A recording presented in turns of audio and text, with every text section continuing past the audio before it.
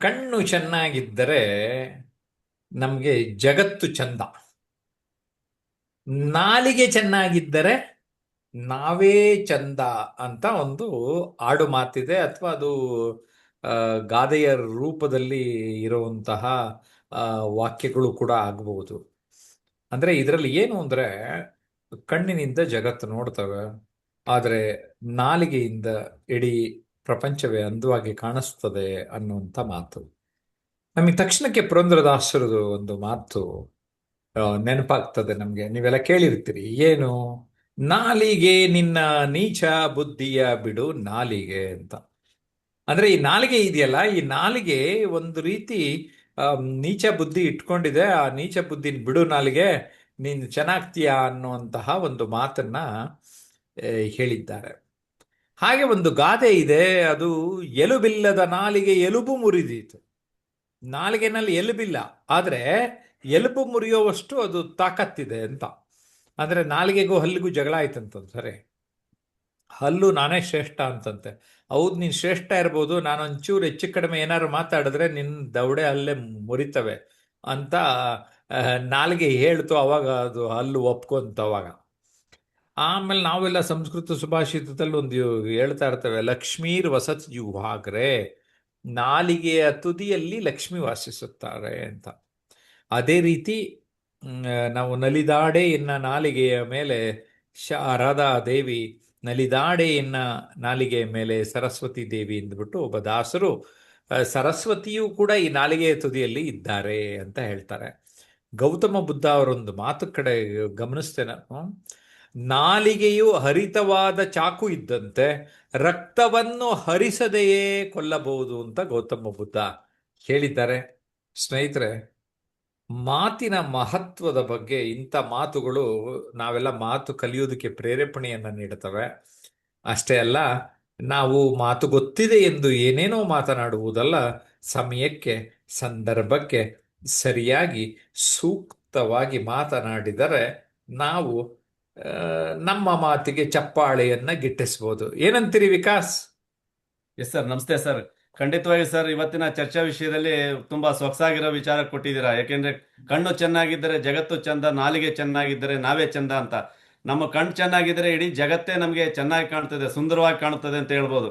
ಅದೇ ನಮ್ಮ ನಾಲಿಗೆ ಚೆನ್ನಾಗಿದ್ದರೆ ಇಡೀ ಜಗತ್ತಿಗೆ ನಾವು ಚೆನ್ನಾಗಿ ಕಾಣ್ತೀವಿ ಸರ್, ಕಾಣುತ್ತದೆ. ಆ ರೀತಿಯಾಗಿ ನಾವು ನಮ್ಮನ್ನ ಚಂದ ನೋಡ್ಬೋದು ಅಂತ.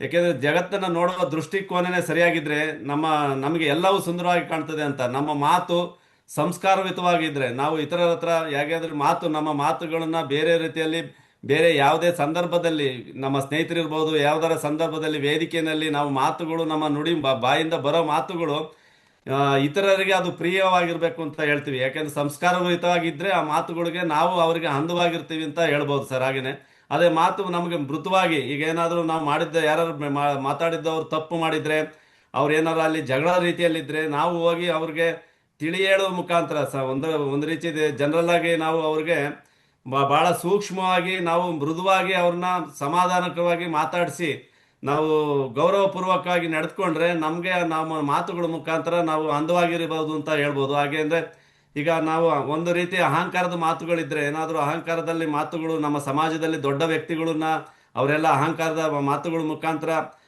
ಮಾತಾಡದೇನೆ ಆಧಾರದ ವಿಚಾರದಲ್ಲಿ ಮಾತನಾಡಿದ್ರೆ ವ್ಯಕ್ತಿತ್ವ ಅವರಿಗೆ ಎಲ್ಲರಿಗಿನ ಆ ವ್ಯಕ್ತಿಯ ಮಾತುಗಳು ನುಡಿಮುತ್ತಾಗಿರ್ತದೆ ಅಂತ ಹೇಳ್ಬೋದು. ಹಾಗೇನೆ ನಾವು ಯಾರಾದ್ರೂ ನೋವಿನಲ್ಲಿದ್ರೆ ಸಾಂತ್ವನದ ಎರಡು ಮಾತುಗಳನ್ನ ಹೇಳೋ ಮುಖಾಂತರ ಅವ್ರಿಗೆ ಸಹಾಯ ಮಾಡೋದ್ರ ಮುಖಾಂತರ ನಾವು ಅವ್ರಿಗೆ ಒಳ್ಳೆ ದೊಡ್ಡದಾಗಿ ಅವ್ರಿಗೆ ಅಂದ್ರೆ ದೇವ್ರ ರೀತಿಯಾಗಿ ಕಾಣುತ್ತೀವಿ ಅಂತ ಹೇಳ್ಬೋದು. ಹಾಗೇನೆ ನಮ್ಮ ಕಣ್ಣುಗಳು ನಮಗೆ ಜಗತ್ತನ್ನು ತೋರಿಸ್ತವೆ, ಆದರೆ ನಮ್ಮ ನಾಲಿಗೆ ಜಗತ್ತಿಗೆ ನಮ್ಮನ್ನ ತೋರಿಸ್ತದೆ ಅಂತ ಹೇಳ್ಬೋದು. ಯಾಕೆಂದ್ರೆ ವೇದಿಕೆ ಮೇಲೆ ಆಗಿರ್ಬೋದು, ಯಾವುದೇ ನಿಮ್ಮ ಕಾರ್ಯಕ್ರಮದಲ್ಲಿ ತರಬೇತಿ ಮಾರ್ಗದರ್ಶನದಾಗಲಿ ನಾವು ಮಾತಾಡುವ ಮಾತುಗಳು ನುಡಿಮುತ್ತಿನ ರೀತಿಯಲ್ಲಿದ್ರೆ ನಮ್ಮ ನಮ್ಮ ಅಂದ ಚಂದವನ್ನ ಅಲ್ಲಿ ತೋರಿಸ್ತಿದೆ ಅಂತ ಹೇಳ್ತಾ ನನ್ನ ಎರಡು ಮಾತುಗಳನ್ನ ಮುಗಿಸ್ತಾ ಇದ್ದೀನಿ. ಧನ್ಯವಾದಗಳು ಸರ್.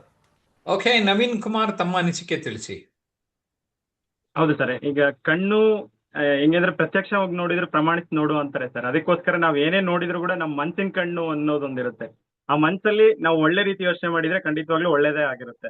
ಯಾಕಂದ್ರೆ ಈ ಕಣ್ಣು ಏನೇ ನೋಡಿದ್ರು ಕೂಡ ಮನ್ಸು ಅದನ್ನ ಫಿಲ್ಟರ್ ಮಾಡಿ ಒಳ್ಳೇದನ್ನ ಮಾತ್ರ ತಗೊಂಡು ಅದು ಸ್ಪಷ್ಟವಾಗಿ ನಾವ್ ಇನ್ನೊಬ್ರಿಗೆ ಹೇಳ್ಬೇಕಾಗುತ್ತೆ ಮತ್ತೆ ತಿಳ್ಕೊಬೇಕಾಗುತ್ತೆ.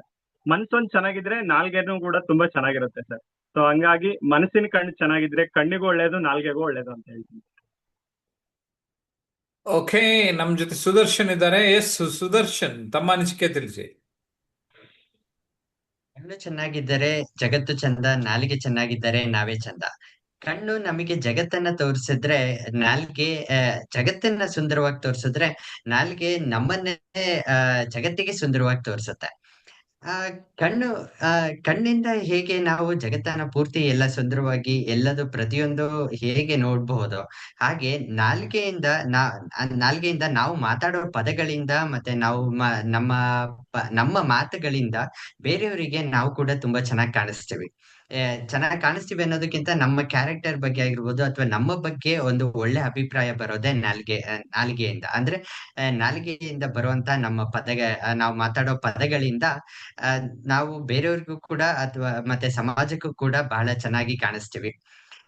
ಆ, ಕ- ನಾಲಿಗೆ ಆ, ಇಷ್ಟ ಓಕೆ, ಹೇಳೋದಕ್ಕೆ ಇಷ್ಟಪಡ್ತೀನಿ. ಧನ್ಯವಾದಗಳು. ಓಕೆ ಸುದರ್ಶನ್, ತುಂಬಾ ಚೆನ್ನಾಗಿ ತಮ್ಮ ಅನಿಸಿಕೆಯನ್ನ ತಿಳಿಸಿದ್ರಿ, ಧನ್ಯವಾದ. ಸ್ನೇಹಿತರೆ, ನಮ್ಮ ಜೊತೆ ರಾಜೇಂದ್ರ ಇದ್ದಾರೆ. ರಾಜೇಂದ್ರ ಅವರ ಅನಿಸಿಕೆ ಏನು ಅಂತ ನೋಡೋಣ. ನಮಸ್ಕಾರ ಎಲ್ಲರಿಗೂ. ಇವತ್ತಿನ ಚರ್ಚಾ ವಿಷಯ ಕಣ್ಣು ಚೆನ್ನಾಗಿದ್ದರೆ ಲೋಕ ಸುಂದರವಾಗಿ ಕಾಣುತ್ತದೆ, ಮಾತು ಚೆನ್ನಾಗಿದ್ದರೆ ನಾವೇ ಸುಂದರವಾಗಿ ಕಾಣುತ್ತದೆ. ಇದು ಒಂದು ಜೀವನದ ಒಂದು ಆಳವಾದ ಶಕ್ತಿಯುತವಾದ ಅರ್ಥ ಇದೆ ಇದರಲ್ಲಿ. ನೀವು ಒಳ್ಳೆಯ ಕಣ್ಣಿನಿಂದ ನೋಡಿದರೆ ಈ ಜಗತ್ತು ಸುಂದರವಾಗಿ ಕಾಣುತ್ತದೆ. ನೀವು ಒಳ್ಳೆಯ ಮಾತುಗಳನ್ನು ಮಾತನಾಡಿದರೆ ನೀವೇ ಸುಂದರವಾಗಿ ಕಾಣುತ್ತೀರಿ. ಒಮ್ಮೆ ಯೋಚಿಸಿ ನೋಡಿ, ಒಂದೇ ಪರಿಸ್ಥಿತಿಯಲ್ಲಿ ಇಬ್ಬರನ್ನು ನೋಡಬಹುದು. ಒಬ್ಬನು ಸಮಸ್ಯೆಗಳನ್ನು ಮಾತ್ರ ನೋಡ್ತಾನೆ, ಇನ್ನೊಬ್ಬನು ಆ ಸಮಸ್ಯೆಯಲ್ಲಿ ಅವಕಾಶಗಳನ್ನು ಕಾಣುತ್ತಾನೆ. ಒಬ್ಬನು ಕತ್ತಲನ್ನು ದೂರುತ್ತಾನೆ, ಇನ್ನೊಬ್ಬನು ಒಂದು ದೀಪ ಹಚ್ಚುತ್ತಾನೆ. ಸೊ ಬದಲಾವಣೆ ಜಗತ್ತಿನಲ್ಲಿ ಇಲ್ಲ, ನಮ್ಮ ದೃಷ್ಟಿಯಲ್ಲಿ ಇದೆ. ನಮ್ಮ ಕಣ್ಣುಗಳಲ್ಲಿ ಕೃತಜ್ಞತೆ, ಧನ್ಯತಾ, ಆಶಾವಾದ ಇರುತ್ತದೆ ಎಂದರೆ ಸಾಧಾರಣ ದಿನವೂ ವಿಶೇಷವಾಗಿ ಕಾಣುತ್ತದೆ. ಸಣ್ಣ ನಗು ಕೂಡ ದೊಡ್ಡ ಸಂತೋಷವಾಗಿ ಕಣ್ಣಿಡುತ್ತದೆ. ಇದೀ ಮಾತುಗಳ ಬಹಳ ಶಕ್ತಿಯುತ. ಇದೀಗ ಮಾತುಗಳ ಬಗ್ಗೆ ಯೋಚಿಸೋಣ. ಮಾತುಗಳು ಬಹಳ ಶಕ್ತಿಯುತ. ಅವು ಮನಸ್ಸನ್ನು ಗುಣಪಡಿಸಬಹುದು ಅಥವಾ ಇನ್ನೊಬ್ಬರ ಮನಸ್ಸನ್ನು ಗಾಯನೂ ಮಾಡಬಹುದು. ಒಂದು ಒಳ್ಳೆಯ ಮಾತು ಯಾರಾದರ ದಿನವನ್ನೇ ಬದಲಾಯಿಸಬಹುದು ಅಥವಾ ಯಾವ ಬದುಕನ್ನು, ಜೀವವನ್ನು ಕೊಡಬಹುದು, ಜೀವವನ್ನು ತೆಗೆಯಬಹುದು. ಒಂದು ಕಠಿಣ ಮಾತು ವರ್ಷಗಳವರೆಗೆ ಮನಸ್ಸಿನಲ್ಲೇ ಉಳಿಯಬಹುದು. ನಾವು ಪ್ರೀತಿಯಿಂದ, ಗೌರವದಿಂದ, ಪ್ರೋತ್ಸಾಹದಿಂದ ಮಾತನಾಡಿಗ ಜನರು ಕೇವಲ ಕೇಳುವುದಿಲ್ಲ, ಅದನ್ನು ಅನುಭವಿಸುತ್ತಾರೆ. ಅದೇ ನಿಜವಾದ ಸೌಂದರ್ಯ. ನಿಜವಾದ ಸೌಂದರ್ಯ ಹೊರಗಿನ ರೂಪದಲ್ಲಿಲ್ಲ, ಅದು ನಮ್ಮ ನೋಟ ಮತ್ತು ಮಾತಿನಲ್ಲಿದೆ. ನಿಮ್ಮ ಕಣ್ಣುಗಳನ್ನು ಒಳ್ಳೆಯದನ್ನು ನೋಡಲಿ, ನಿಮ್ಮ ಮಾತುಗಳು ಒಳ್ಳೆಯದನ್ನು ನಿರ್ಮಿಸಲಿ. ಈ ಎರಡು ಸೇರಿದಾಗ ನೀವು ಸುಂದರ ಜಗತ್ತವನ್ನು ಮಾತ್ರ ನೋಡುವುದಿಲ್ಲ, ನೀವು ಸ್ವತಃ ಒಂದು ಸುಂದರ ವ್ಯಕ್ತಿಯಾಗಿ ಬೆಳೆಯುತ್ತೀರಾ. ಇದೇ ಈ ಚರ್ಚೆಯ ವಿಶೇಷದ ಗುಣವಾಗಿದೆ. ಸೊ ಬನ್ನಿ, ಈ ಜಗತ್ತನ್ನು ಸುಂದರವಾಗಿಸೋಣ, ಯಾಕೆಂದ್ರೆ ನೀವು ಸುಂದರವಾಗಿರ್ತೀರಿ. ಧನ್ಯವಾದಗಳು. ಎಸ್, ನಿಮ್ಮ ಮಾತುಗಳು ನಿಜವಾಗಿಯೂ ಸುಂದರವಾಗಿತ್ತು. ತಾವು ಚೆನ್ನಾಗಿ ಸಿದ್ಧತೆ ಮಾಡಿಕೊಂಡು ಬಂದಿದ್ರಿ. ಸ್ನೇಹಿತರೆ, ನಮ್ಮ ಮಾತು, ನಮ್ಮ ಸ್ನೇಹಿತರ ಮಾತುಗಳು ಹೇಗೆ ಅನ್ನಿಸ್ತು ಅನ್ನೋದನ್ನ ನೀವು ಕಾಮೆಂಟ್ ಮಾಡಿ. ಕಾಮೆಂಟನ್ನು ನಾನು ಓದಿ, ಕಾಮೆಂಟ್ ಚೆನ್ನಾಗಿದ್ರೆ ನಿಮಗೆ ಬಹುಮಾನ ಕೊಡಬೇಕು ಅಂತ ಇದ್ದೇನೆ. ಜಯಪ್ರಕಾಶ್ ನಾಗತಿಹಳ್ಳಿ ಹಾಗೂ ಟ್ರಾನ್ಸ್ಫಾರ್ಮೇಷನ್ ಅನ್ಲಿಮಿಟೆಡ್ ಯೂಟ್ಯೂಬ್ ಚಾನಲನ್ನು ನೀವಿನ್ನೂ ಸಬ್ಸ್ಕ್ರೈಬ್ ಮಾಡಿಲ್ಲ ಅಂದರೆ ಈಗಲೇ ಸಬ್ಸ್ಕ್ರೈಬ್ ಮಾಡಿ. ನೀವು ಕೇವಲ ನೋಡ್ತಾ ಇರ್ಬೋದು, ಆದರೆ ನಮಗೆ ನೀವು ಕಾಮೆಂಟ್ ಮಾಡೋದ್ರ ಜೊತೆಗೆ ಸಬ್ಸ್ಕ್ರೈಬ್ ಮಾಡಿದ್ರೆ ತುಂಬ ಒಳ್ಳೇದಲ್ವಾ ಸ್ನೇಹಿತರೆ? ಏನಂತೀರಿ? ಎರಡೂ ಯೂಟ್ಯೂಬ್ ಚಾನಲ್ಗಳನ್ನು ಸಬ್ಸ್ಕ್ರೈಬ್ ಮಾಡಿ. ಮತ್ತು ಜೊತೆಗೆ ನಾನು ಸೋಷಿಯಲ್ ಮೀಡಿಯಾನಲ್ಲಿ FB page, Instagram, X, LinkedIn ಇಲ್ಲೆಲ್ಲ ನನ್ನ ಹೆಸರಿನ ಜೊತೆಗೆ ಪ್ರೆಸೆನ್ಸ್ ಇದೆ, ಗಮನಿಸಿ. ಟೆಲಿಗ್ರಾಮ್ ಚಾನಲ್ನಲ್ಲಿ ಜಯಪ್ರಕಾಶ್ ನಾಗತಿಹಳ್ಳಿ ಚಾನಲ್ ಸೇರಿ ನಮ್ಮ ಜೊತೆ ಈ ಇನ್ಫಾರ್ಮೇಷನ್ಗೆ ನಿಮಗೆ ಕಮ್ಯುನಿಕೇಷನ್ ಆಗ್ತದೆ. ನಿಮ್ಗೆ ಯಾವುದೇ ಅನುಮಾನ ಇದ್ದರೂ 9341259267ಗೆ ಕರೆ ಮಾಡಿ, ಈ ಮಾಹಿತಿ ಪಡೆಯಿರಿ. ಜೊತೆಗೆ ನಮ್ಮ ಪುಸ್ತಕಗಳು ಬೇಕೆಂದರೆ ಸಪ್ನಾ ಬುಕೋಸ್ ಮಳಿಗೆಗಳಲ್ಲಿ ಹಾಗೂ Amazon.in ಪಡೆಯಬೇಕು ಅಂತ ವಿನಂತಿ ಮಾಡ್ತೇನೆ. ನಮ್ಮೆಲ್ಲ ಪುಸ್ತಕಗಳು ಒಂದಲ್ಲ ಒಂದು ರೀತಿ ನಮಗೆ ಹೆಸರನ್ನು ತಂದು ಕೊಡ್ತಾ ಇದೆ. ಮಾತಿನ ಬಗ್ಗೆ ಇದ್ದಿದ್ರಿಂದ ನಮಗೆ ಯಾವಾಗಲೂ ನುಡಿದರೆ ಮುತ್ತಿನ ಹಾರದಂತಿರಬೇಕು, ನುಡಿದರೆ ಮಾಣಿಕ್ಯದ ದೀಪ್ತಿಯಂತಿರಬೇಕು, ನುಡಿದರೆ ಸ್ಫಟಿಕದ ಶಲಾಖೆಯಂತಿರಬೇಕು, ನುಡಿದರೆ ಲಿಂಗ ಮೆಚ್ಚಿ ಹೌದಹುದೆನಬೇಕು, ನುಡಿಯೊಳಗಾಡಿ ನಡೆಯದಿದ್ದರೆ ಕೂಡಲ ಸಂಗಮ ದೇವನೆಂತೊಲಿವನಯ. ನಾವಂತೂ ಆ ಒಂದು ದೃಷ್ಟಿಯಿಂದ ಭಾಷಣ ಕೌಶಲ್ಯ ತರಬೇತಿಯನ್ನ ನಿರಂತರವಾಗಿ ನಾವು ಮಾಡ್ತಾ ಇದ್ದೇವೆ. ಮೈಕ್ ಎದುರುಕೊಂಡು ಓಡೋಗದೆ ಅವಕಾಶ ಸಿಕ್ಕಾಗ ಅದನ್ನ ಹೇಗೆ ಸೂಕ್ತವಾಗಿ ಬಳಸ್ಕೋಬಹುದು ಅನ್ನೋದನ್ನ ಗೈಡ್ ಮಾಡ್ತಾ ಇದ್ದೇವೆ.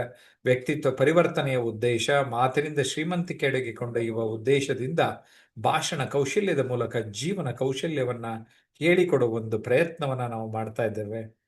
ಸೊ ನೀವೆಲ್ಲರೂ ಕೂಡ ನಮ್ಮ ಜೊತೆ ಕನೆಕ್ಟ್ ಆಗಿ ಮತ್ತೊಂದು ವಿಡಿಯೋನಲ್ಲಿ ಭೇಟಿ ಆಗ್ತಾನೆ. ಅಲ್ಲಿವರೆಗೂ ಬಾಯ್.